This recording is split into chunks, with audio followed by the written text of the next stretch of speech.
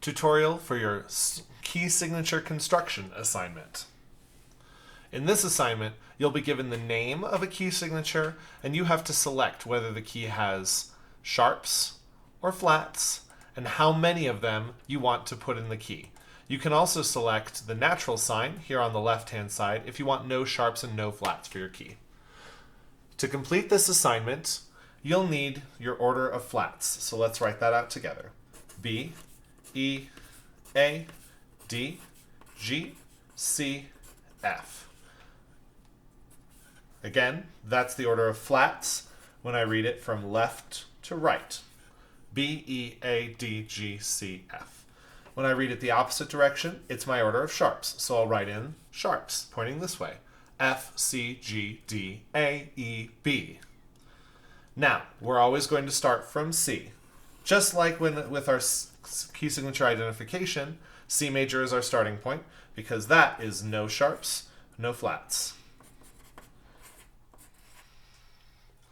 So, when we're given the name of a key signature, we have to ask ourselves a series of questions. The first thing we need to know is this key a sharp key or a flat key? Sometimes it's really obvious. For example, F sharp major must be a sharp key because it's got a sharp in the name. Same thing with E flat major. That must be a flat key because of the name. But the key that we're dealing with here is not as obvious. It just says D major.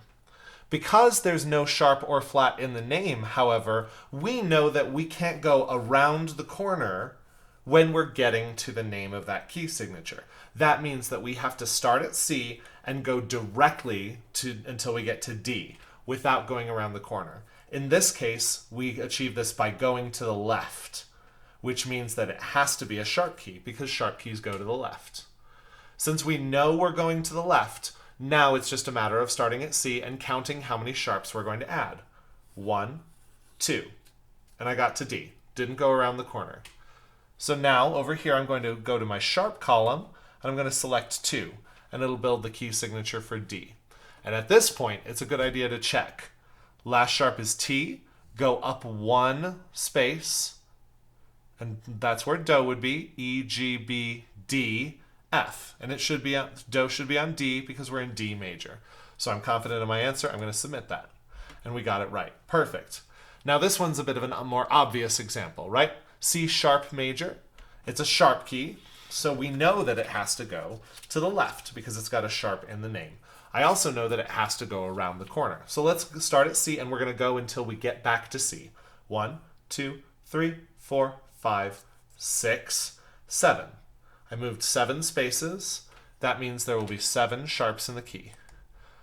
Last sharp is T, go up 1 space. And that's my third space, F, A, C, C sharp. Awesome. Let's go until we find a flat key here. Of course, this key is C major. And as we already know, C has no sharps and no flats. So technically I'm already done. My key signature's got no sharps, no flats. I can just submit that and it's the correct answer. Looking for a flat key here. Here we go. D flat major has the word flat in the name of the key, which indicates to us that it has to be a flat key. So this time I'm going to start at C, but I'm going to go to the right because flat keys go to the right. I'm going to go until I reach D. 1, 2, 3, 4, 5. I moved 5 spaces to the right. That means I have 5 flats for D flat major. Sometimes I even write that down, particularly if I have to build the key signature myself, if I have to draw it out. So I'm going to my flat line, select 5, submit my answer. We've got it. Same thing for C flat major, go to the right until you reach C. 1, 2, 3, 4, 5, 6, 7. 7 flats. And that's how you construct key signatures on musictheory.net.